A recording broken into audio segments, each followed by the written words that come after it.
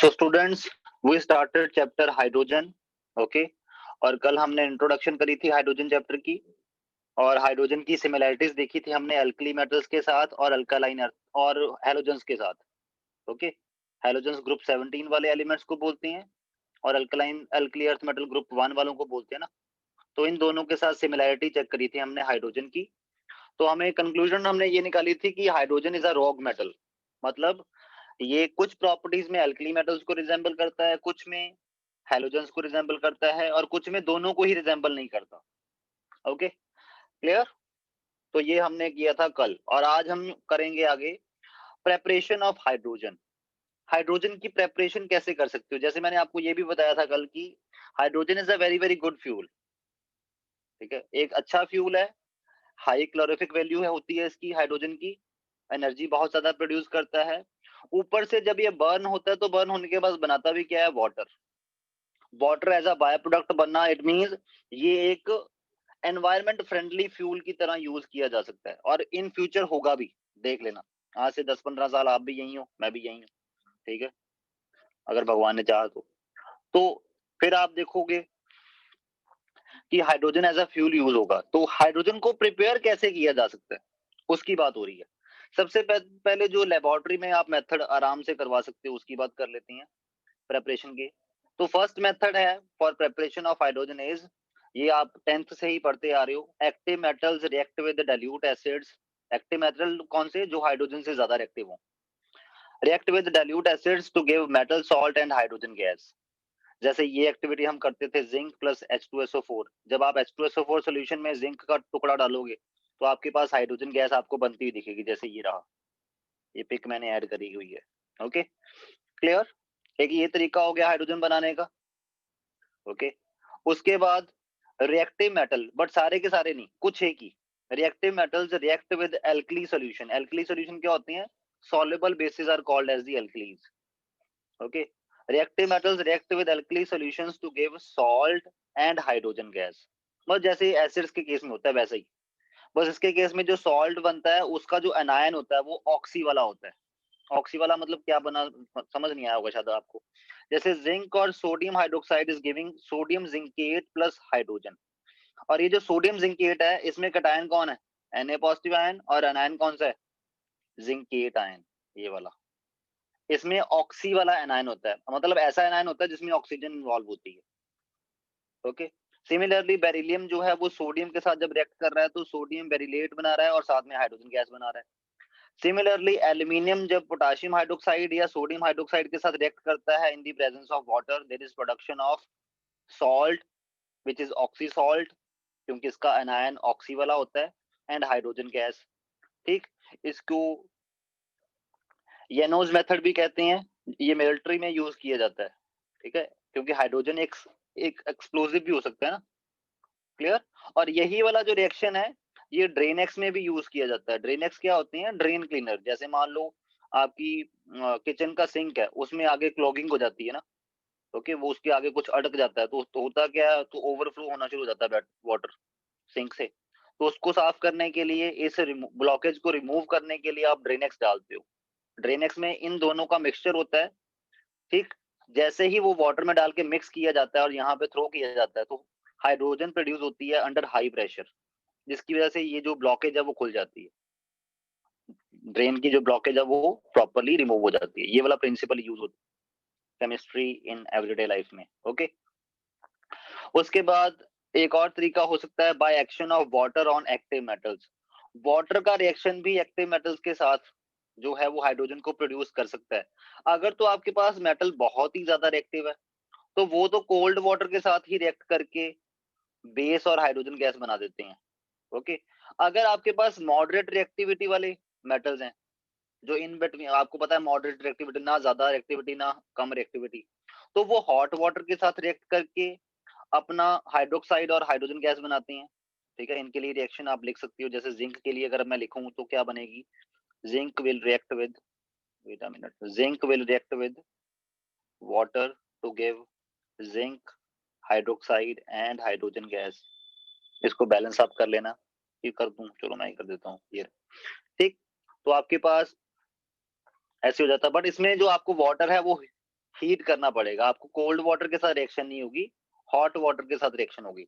Where as कुछ एक जो बहुत ही लेस रिएक्टिव है बट हाइड्रोजन से ज्यादा रिएक्टिव है, लाइक आयरन, टिन, निकल, ये क्या करते हैं, ये ना कोल्ड वाटर से रिएक्ट करते हैं ना हॉट वाटर से, ये स्टीम के साथ रिएक्ट करते हैं। स्टीम किसको बोलते हैं? वाटर की गैसेस फॉर्म को, जो हाई टेम्परेचर पे हो। तो आपका जो आयरन है वो वाटर के साथ स्टीम फॉर्म में रिएक्ट करता है टू प्रोड्यूस अपना आयरन ऑक्साइड और हाइड्रोजन गैस। Okay, clear? तो एक्टिव मेटल्स वाटर के साथ रिएक्ट करके भी हाइड्रोजन प्रोड्यूस कर सकते हैं। हीट चाहिए कि नहीं चाहिए वो डिपेंड करता है आपके मेटल की रिएक्टिविटी के ऊपर। जैसे मैंने यहाँ पे 3 कैटेगरीज डिस्कस करी, category 1, category 2 and category 3। Okay, clear? तो ये थे लेबोरेटरी मेथड जो हम लेबोरेटरी में यूज कर सकते हैं। ओके, बट हाइड्रोजन अगर एज अ फ्यूल आया भी कल को, तो आपको उसकी कमर्शियल प्रोडक्शन करनी पड़ेगी ना। कमर्शियल प्रोडक्शन क्या होता है? कमर्शियल प्रोडक्शन मतलब लार्ज स्केल पे प्रोडक्शन। और अगर लार्ज स्केल पे प्रोडक्शन करनी हो तो हमने मेथड, जैसे आपकी ही इंडस्ट्री है मान लो हाइड्रोजन बनाने की, तो आप कोई ऐसा मेथड चूज करोगे जिसमें खर्चा कम से कम हो, प्रॉफिटेबिलिटी जो है वो सबसे ज्यादा हाई हो, या जितनी हाई कर सको उतनी हाई हो। तो कमर्शियल मेथड में कौन कौन से मेथड यूज होते हैं? अभी भी होते हैं बट अभी इतना लार्ज स्केल पे एक्सटेंड नहीं हुआ, इसकी स्टोरेज वगैरह में प्रॉब्लम है। ठीक है, वो विद टाइम इंप्रूव हो जाएगी, आप लोग ही सॉल्व करोगे। आप में से कुछ लोग डॉक्टर बनेंगे, इंजीनियर बनेंगे। जो इंजीनियर बनेंगे वो ऐसे वाले मेथड ही ढूंढेंगे कि क्या किया जा सकता है। ठीक, तो कमर्शियल प्रोडक्शन, कमर्शियल प्रोडक्शन में जैसे सबसे पहले है इलेक्ट्रोलिसिस ऑफ वाटर। वाटर की इलेक्ट्रोलिसिस करवा दो, बट आपने वाटर एसिडिफाइड लेना है, क्योंकि थोड़ा सा उसको एसिडिफाइड करना ही पड़ता है। क्यों करना पड़ता है? क्योंकि वाटर वैसे इंसुलेटर होता है, तो इसमें थोड़ा बहुत डाइल्यूट H2SO4 डालना ही पड़ता है in order to make this water conductor. तो आप अगर वाटर की इलेक्ट्रोलिसिस करो तो होता क्या है, you very well know that hydrogen is produced at cathode. Cathode पे हाइड्रोजन प्रोड्यूस होगी और एनोड पे ऑक्सीजन प्रोड्यूस होगी। ठीक है, और इसी हाइड्रोजन को स्टोर करके फिर आगे यूटिलाइज किया जा सकता है एज अ फ्यूल। ओके, इसकी डिटेल में मैंने डिस्कशन इसलिए नहीं करी क्योंकि 10th में बड़ी बार पढ़ा हुआ है ये, तो हो सके तो इसको एक बार, ठीक है, डिटेल में पढ़ना होगा तो बुक में से पढ़ लेना, आपको समझ आ जाएगा इजीली। उसके बाद इलेक्ट्रोलिसिस ऑफ ब्राइन। ब्राइन क्या होता है? कंसंट्रेटेड NaCl सॉल्यूशन को ही ब्राइन बोलते हैं। जब आप ब्राइन सॉल्यूशन की इलेक्ट्रोलिसिस करते हो तो भी क्या होता है, जो NaCl का क्लोराइड आयन है वो एनोड पे डिस्चार्ज हो जाता है और वो क्लोरीन गैस की फॉर्म में कन्वर्ट हो जाता है, और कैथोड पे वाटर की रिडक्शन होती है। मैंने आपको पीछे जो रिडॉक्स रिएक्शन चैप्टर गया है उसमें भी बताया था कि एनोड पे ऑक्सीडेशन होती है और कैथोड पे रिडक्शन होती है। ठीक है, तो कैथोड पे रिडक्शन जो है वो सोडियम की नहीं होती, हालांकि सोडियम के आयंस भी प्रेजेंट थे, इनकी भी रिडक्शन हो सकती थी, बट दोनों में से जिसके लिए ई ऑफ रिएक्शन की वैल्यू हाई होगी उस वो वाला हो जाना है, और वो वाटर की रिडक्शन की वैल्यू हाई होती है, ना कि सोडियम की। तो इसलिए होता क्या है, कैथोड पे वाटर की रिडक्शन हो जाती है और हाइड्रोजन गैस प्रोड्यूस होने शुरू हो जाती है। तो कैथोड पे आपको हाइड्रोजन गैस निकलती हुई दिखेगी, और एनोड पे आपको क्लोरीन गैस निकलती हुई दिखेगी, जैसे आप यहाँ पे लिखा भी हुआ है, ऑक्सीडेशन एट एनोड और रिडक्शन एट कैथोड। ठीक है, ये वैसे भी याद रख लो, प्लस 2 में भी काम आने वाला है। ठीक, कि इलेक्ट्रोलिसिस के दौरान एनोड पे ऑक्सीडेशन होती है, कैथोड पे रिडक्शन। मैंने कैसे याद रखा हुआ है, एनोड में O थर्ड नंबर पे आता है और कैथोड में O किस नंबर पे आता है? 5th नंबर पे। तो जिसमें O पहले नंबर पे आता है वहां पे ऑक्सीडेशन होती है, और दूसरे वाले में ऑटोमेटिकली रिडक्शन हो जाएगी। और वैसे एनोड क्या होता है? एनोड होता है पॉजिटिव, ठीक है, और कैथोड कौन सा होता है? नेगेटिव। ये कैसे याद रखा हुआ है? कई बार बच्चों को इसमें भी प्रॉब्लम आती है कि एनायन, कैटायन और कैथोड, एनोड में प्रॉब्लम आती है। देखो, कैटायन होता है पॉजिटिव, सभी को पता है, तो एनायन होगा नेगेटिव। ओके, उसके बाद एनायन जो है वो एनोड की तरफ जाता है, ए की तरफ जाता है, बस ऐसे याद रखना है। नेगेटिव एनोड की तरफ जाएगा, मतलब एनोड पॉजिटिव होता है, फिर इसका मतलब ये है। कैटायन पॉजिटिव होता है, कैटायन सी की तरफ जाता है, कैथोड किस चार्ज का चार्ज क्या होगा? नेगेटिव। ऐसे याद रखने के तरीके बना लिया करो, सो दैट आपके दिमाग में वो चीजें फिट हो जाएं। कुछ याद करने वाली चीजें भी होती है ना, तो उनको ऐसे ही याद करने की कोशिश किया करो, तो इजीली रिमेंबर हो जाती हैं। मेरे को भी कई बार कंफ्यूजन होती है, तो फिर मैं वही वाला एकदम से दिमाग में रिकॉल कर लेता हूँ। अच्छा, कैटायन से शुरू करता हूँ, फिर एकदम अच्छा कैटायन कैथोड की तरफ जाता है, कैटायन पॉजिटिव होता है, इट मींस कैथोड नेगेटिव होता है, दैट्स इट। क्लियर? तो एक मेथड ये भी है और ये भी यूज होता है। ये वाला मेथड जो है ब्राइन सोल्यूशन से, देखो ब्राइन सोल्यूशन की इलेक्ट्रोलिसिस से 3 प्रोडक्ट बन रहे हैं जो बड़े इंपॉर्टेंट है।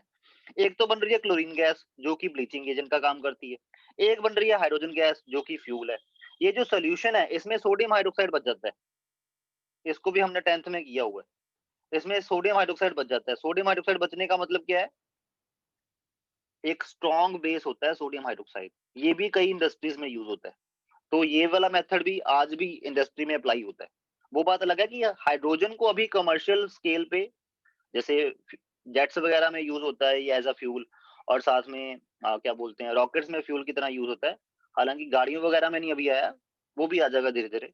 ओके, तो उसके लिए और अच्छे इकोनॉमिकल मेथड ढूंढने पड़ेंगे, और साथ में गाड़ियों के इंजन भी मॉडिफाई करने पड़ेंगे कि वो हाइड्रोजन को स्टोर भी कर पाए, ये ना हो कि ब्लास्ट ही हो जाए। स्टोर भी कर पाए और साथ में उसको एज अ फ्यूल यूटिलाइज भी कर पाए, और वो इकोनॉमिकल भी हो। ये ना हो कि बाइक का रेट ही 5 लाख हो जाए, तो कौन खरीदेगा ऐसी बाइक, है ना? तो इसलिए ये सारी प्रॉब्लम होती हैं। इसको वो ऐसे सोचा करो चीजों को।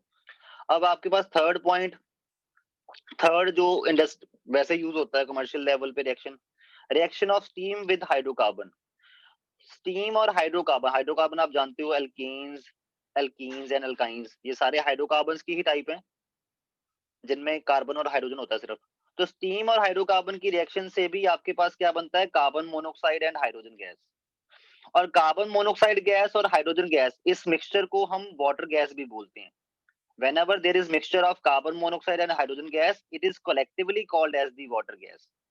और इसको सिन गैस भी बोलते हैं और सिंथेटिक गैस भी बोलते हैं, क्योंकि ये कई जगह प्रोडक्शन में यूज होती है एज सच ही। कई सारे केमिकल बनाने में एज सच इन दोनों का मिक्सचर यूज किया जाता है, इसलिए इसको सिन गैस या सिंथेटिक गैस भी बोलते हैं।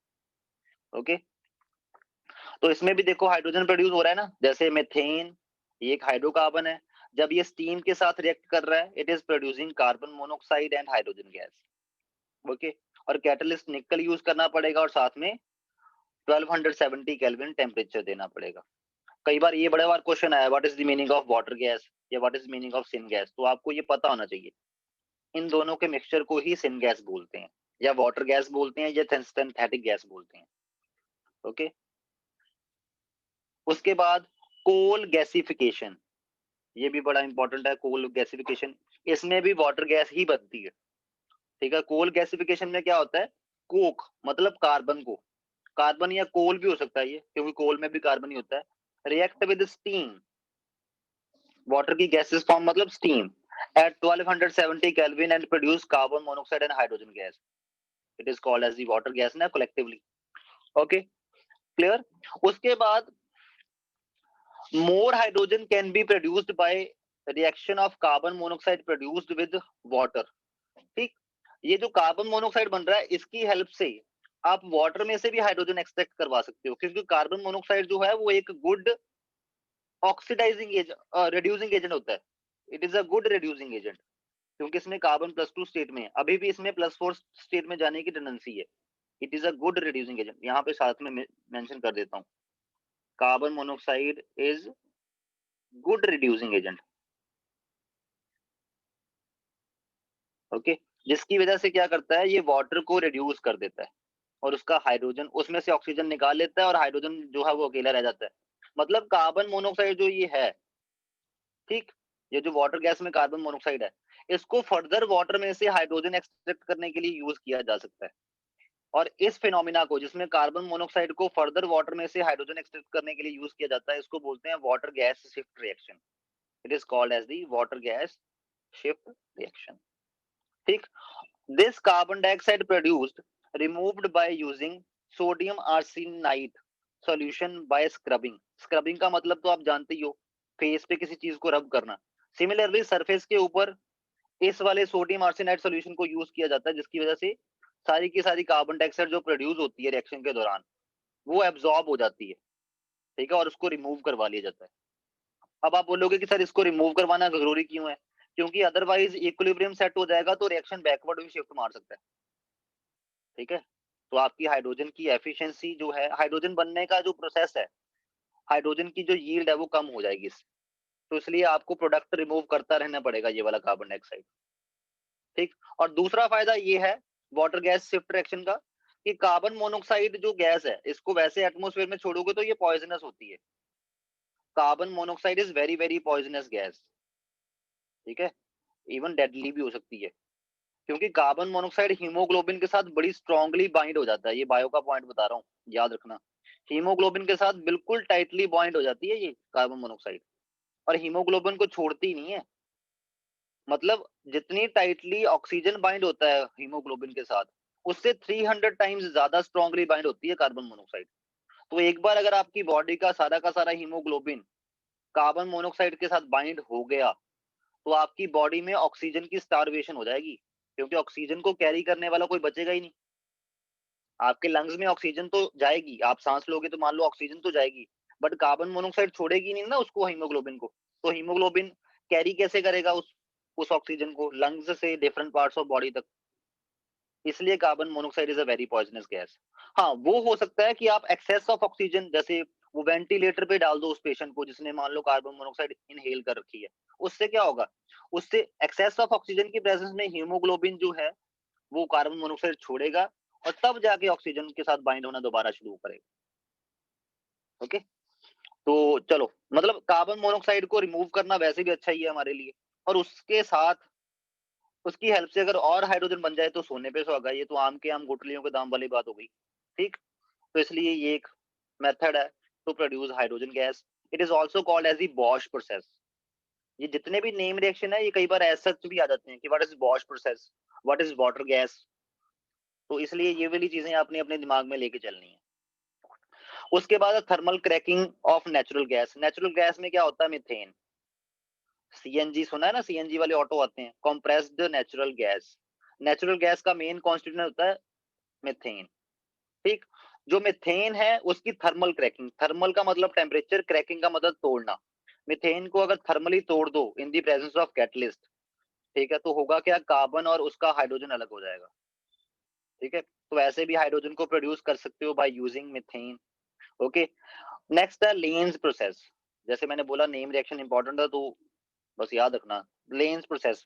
By using heated iron and passing steam at around 1000 kelvin and water gas over it.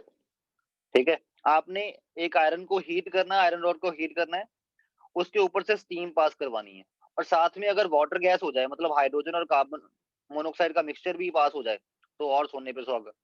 Okay, clear.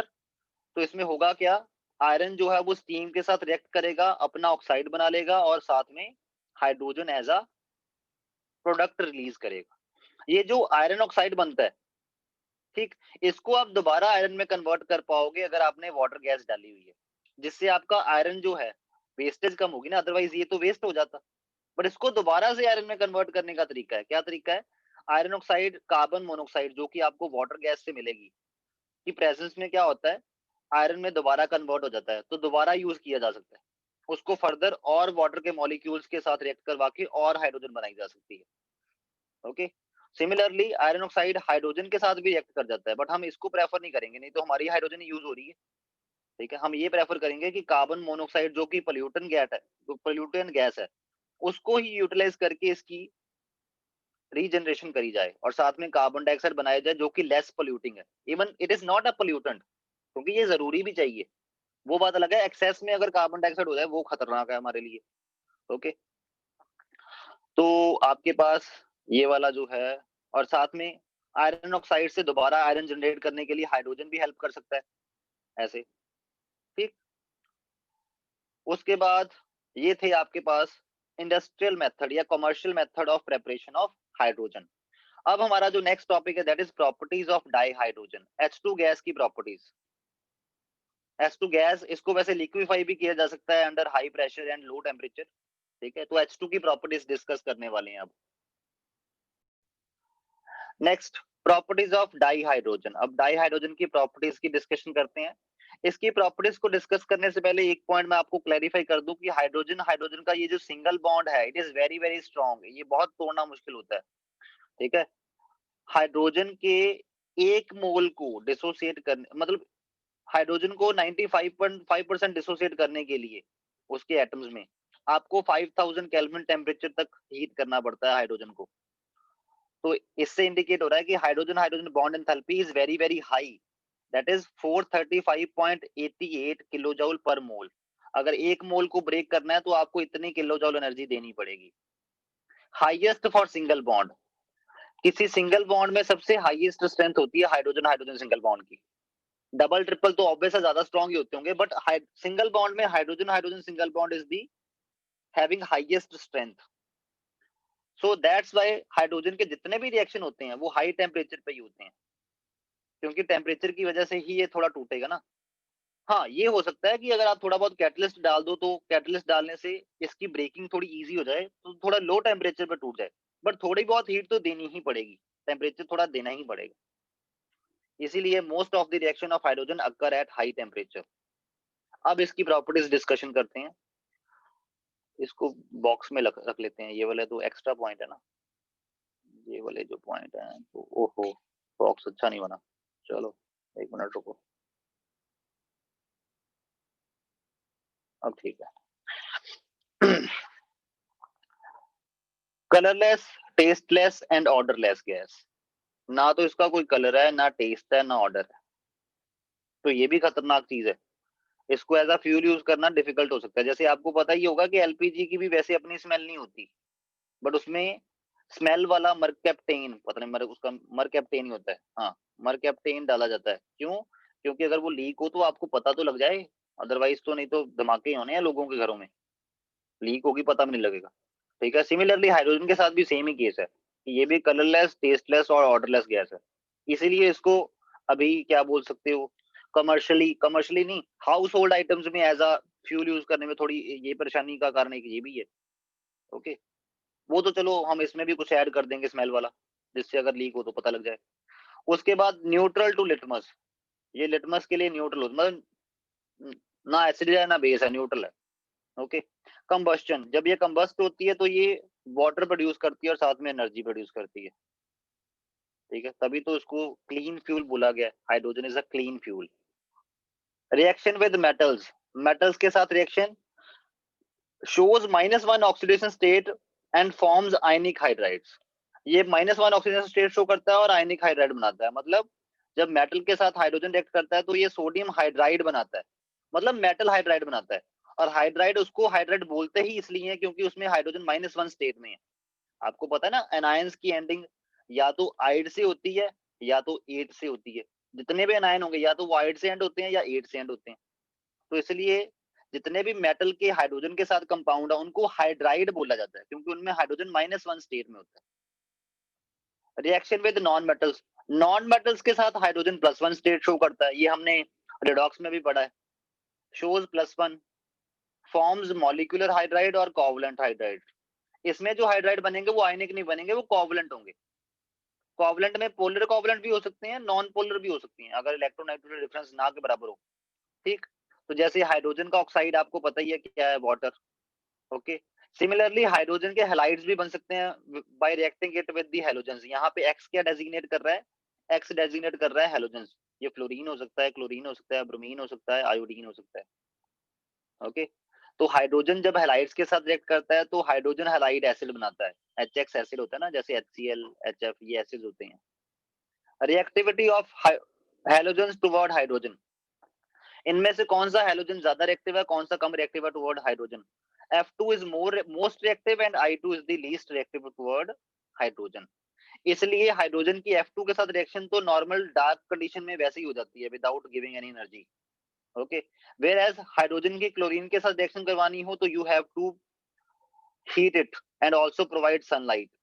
Okay, और अगर ब्रोमीन के साथ करवानी हो, जैसे हमने बोला कि हाइड्रोजन के लिए ब्रोमीन की रिएक्टिविटी बहुत ही कम है, तो उसके लिए तो आपको कैटलिस्ट भी ऐड करना पड़ता है, प्लेटिनम। ओके, तब जाके ये रिएक्शन होती है। और आयोडीन के केस में तो आपको कैटलिस्ट भी ऐड करना पड़ना है और हाई प्रेशर भी लगाना पड़ना है, तब जाके ये दोनों रिएक्ट करेंगे और ये हाइड्रोजन आयोडाइड बनेगा। ओके, ये वाला order of reactivity of halogens toward hydrogen याद रखना, ये वाला ऑर्डर इंपॉर्टेंट है। ओके, उसके बाद आपके पास नाइट्रोजन और हाइड्रोजन, जैसे अभी हम नॉन मेटल्स के साथ हाइड्रोजन के रिएक्शन की बात कर रहे हैं ना, और उनके कंपाउंड जो उनके हाइड्राइड बनेंगे उनकी बात कर रहे हैं।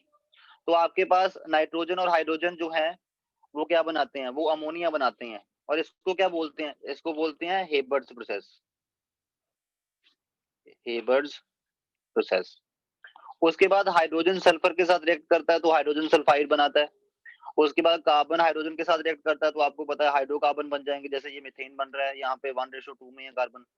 कार्बन अगर हाइड्रोजन के साथ रिएक्ट करे और कार्बन एक्सेस में हो, यहाँ पे कार्बन एक्सेस में है, ठीक, अगर तो हाइड्रोजन एक्सेस में है, कार्बन मिनिमम अमाउंट में, तो बनता है एल्कीन, तो बनते हैं एल्कीन, जैसे ये एक्सेस में है यहाँ पे।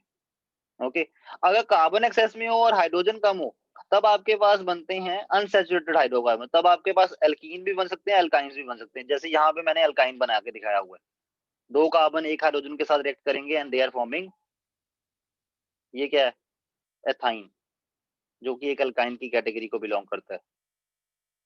ठीक, acts as reducing agent. Hydrogen की एक प्रॉपर्टी ये भी है कि ये as a reducing agent act करता है, मतलब मेटल्स के ऑक्साइड को रिड्यूस कर देगा। ठीक है, for oxides of less electropositive nature than zinc, जो जिंक से लेस इलेक्ट्रोपॉजिटिव है उनको ये क्या करता है, उनके ऑक्साइड्स को रिड्यूस कर देता है। जैसे जनरल फॉर्मूले में ये लिखा हुआ है, जैसे copper oxide is reacting with hydrogen and forming copper and water. Okay, so it is a reducing agent. Now next is hydrogenation of unsaturated hydrocarbon. जो unsaturated हाइड्रोकार्बन है, अगर उनकी हाइड्रोजनेशन करी जाए तो आपके पास क्या होगा, तो आपके पास जो है, आपके पास वेजिटेबल घी प्रोड्यूस हो गया। ओके, डबल बॉन्ड जो है वो ब्रेक, जो डबल बॉन्ड है उसके अराउंड एक हाइड्रोजन इधर ऐड हो जाएगा और एक हाइड्रोजन इधर ऐड हो जाएगा, और you will get alkane. Okay, और अगर ट्रिपल बॉन्ड होगा तो आपके पास 2 हाइड्रोजन के मॉलिक्यूल लगेंगे। ठीक, तो ये हमने 10th में भी पढ़ा हुआ है, क्या पढ़ा हुआ है कि वेजिटेबल ऑयल टू वेजिटेबल घी प्रोड्यूस करने के लिए वेजिटेबल ऑयल में जो है वो अनसैचुरेशंस होती हैं, उसमें हाइड्रोजन जब ऐड किया जाए तो वो वेजिटेबल घी में कन्वर्ट हो जाता है। जो वेजिटेबल घी है वो सैचुरेटेड होता है और जो वेजिटेबल ऑयल है वो अनसैचुरेटेड होता है। तो अनसैचुरेटेड हाइड्रोकार्बन्स की हाइड्रोजनेशन करके आप उनको क्या बना सकते हो, सैचुरेटेड हाइड्रोकार्बन बना सकते हो। जैसे आपने ये वर्ड सुना होगा सैचुरेटेड फैट, अनसैचुरेटेड फैट। उसमें क्या होता है, सैचुरेटेड फैट मींस जिसमें कार्बन कार्बन डबल बॉन्ड या ट्रिपल बॉन्ड ना हो। ठीक है, और अनसैचुरेटेड फैट मींस जिसमें कार्बन कार्बन डबल बॉन्ड और ट्रिपल बॉन्ड भी प्रेजेंट होते हैं। क्लियर। और जो वेजिटेबल घी प्रोड्यूस होता है वो वेजिटेबल ऑयल से प्रोड्यूस होता है, उसकी हाइड्रोजनेशन करवा के। हाइड्रोजनेशन का मतलब क्या है, हाइड्रोजन को ऐड करना। और last, hydroformylation of olefins. Olefins किसको बोलते हैं, कार्बन कार्बन डबल बॉन्ड वाले एल्कीन्स वाले कंपाउंड्स को ओलिफिन्स बोलते हैं, जिनमें carbon carbon double bond present हो। तो अगर आप ओलिफिन्स की हाइड्रोफॉर्माइलेशन, हाइड्रोफॉर्माइलेशन किसको बोलते हैं, हाइड्रोजन और कार्बन मोनोऑक्साइड दोनों, ये कि इसको इनको कलेक्टिवली क्या बोलते हैं, वाटर गैस।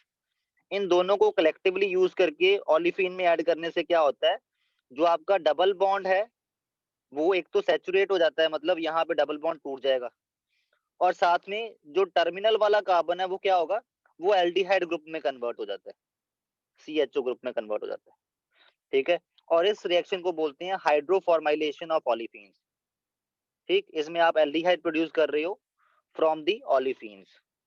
ठीक, और अगर आपने हाइड्रोजन एक्सेस में डाली होगी तो क्या होगा, जो आपका एल्डिहाइड बनेगा उस एल्डिहाइड की फर्दर हाइड्रोजनेशन से वो अल्कोहल में कन्वर्ट हो जाएगा, अगर एक्सेस में हुआ तो।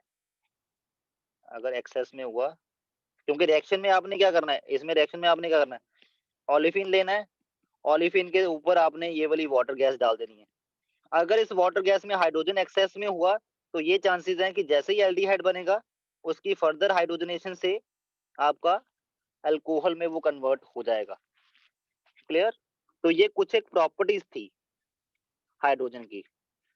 Okay, and that's it for today. आज के लिए इतना ही बहुत है।